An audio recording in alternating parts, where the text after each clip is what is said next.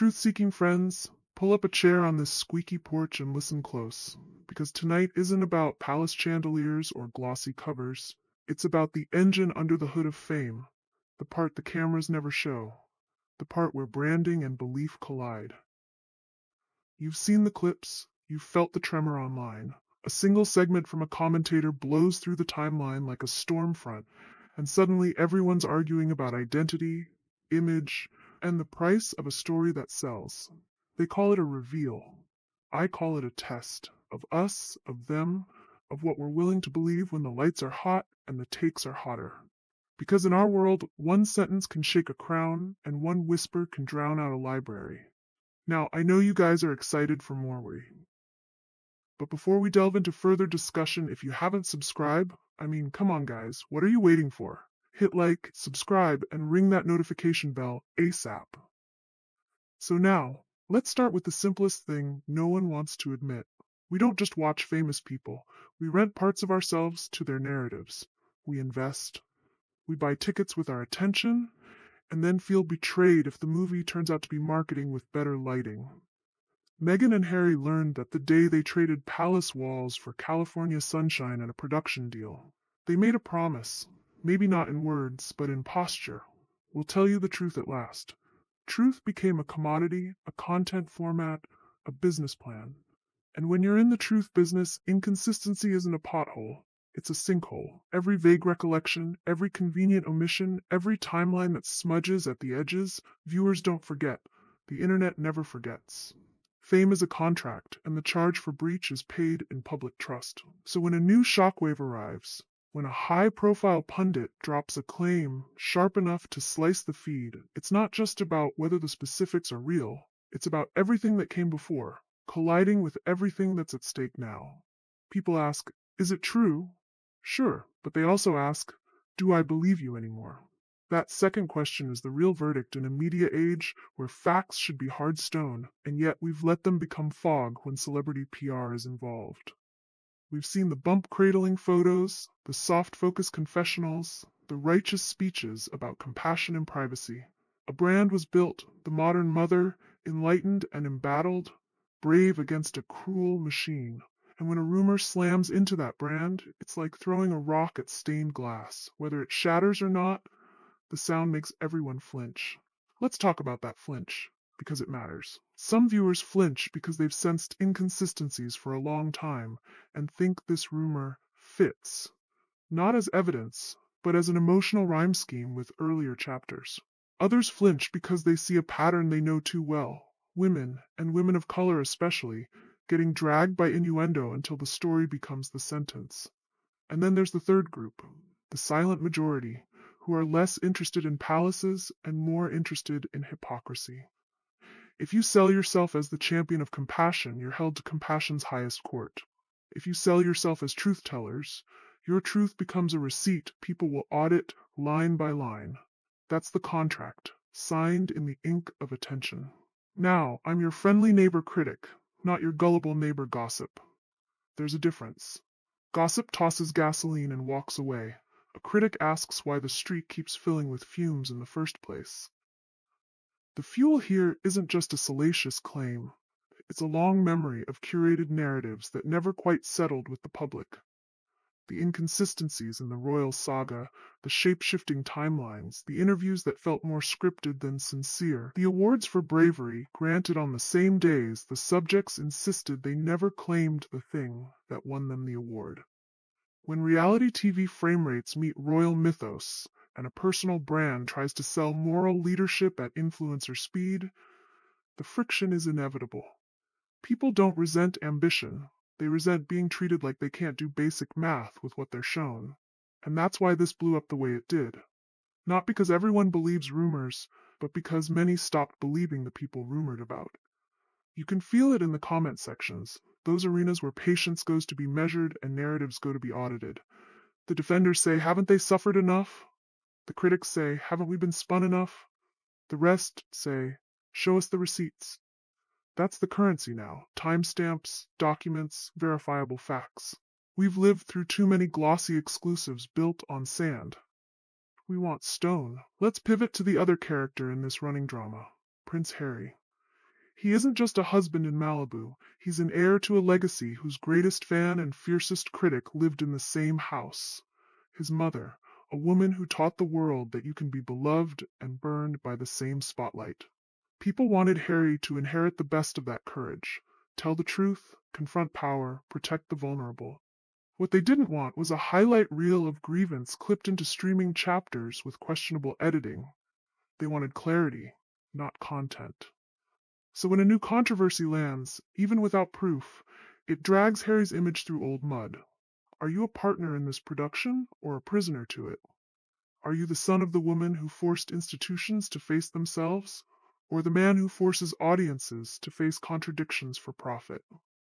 I'm not here to adjudicate a rumor. I'm here to audit the theater that makes rumors so profitable. The theater where a couple insists they want privacy but simultaneously monetizes confession.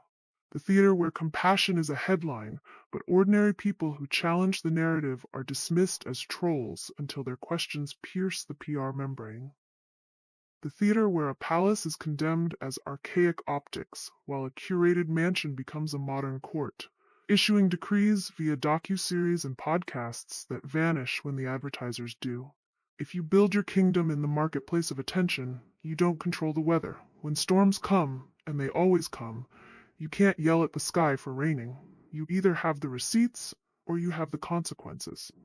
And let's be real about why this specific line of criticism hits like a freight train. Motherhood is sacred to the public imagination.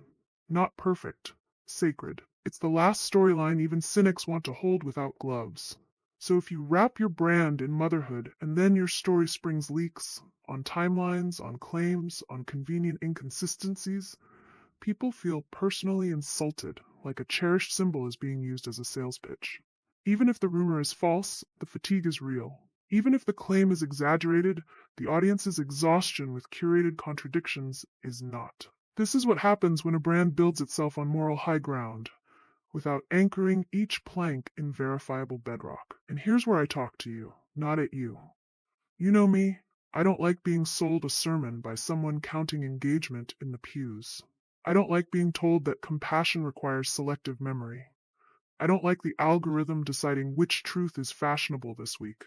If there's proof, bring it. If there isn't, don't act like outrage is a substitute. But if there's a pattern of narrative convenience, and you can feel it, you can see it, you can timestamp it, then stop calling the public cruel for noticing. Accountability isn't cruelty, it's adulthood. It's the cost of doing business with our attention. So what happens next? If receipts appear, real ones, boring ones, the kind only lawyers love, the air clears one way or the other. If they don't, this isn't going away. It just metastasizes into the broader fatigue with influencer morality. The brand consultants will draft new talking points. The lighting will be warmer, the music softer. A new interview will promise fresh clarity. But the public has evolved. We've learned to pause the clip, rewind, and cross-check. We've learned that a bombshell is often a balloon dressed for television, and that the loudest part of any reveal is usually the echo chamber. We've learned that fame without accountability is just costume. And for those asking where I stand for evidence. I stand against weaponizing rumor, and I stand against weaponizing compassion.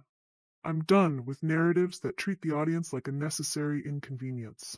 I want truth that survives a quiet room, without a soundtrack, without a sponsor. If you claim to be a champion for kindness, let that kindness extend to clarity.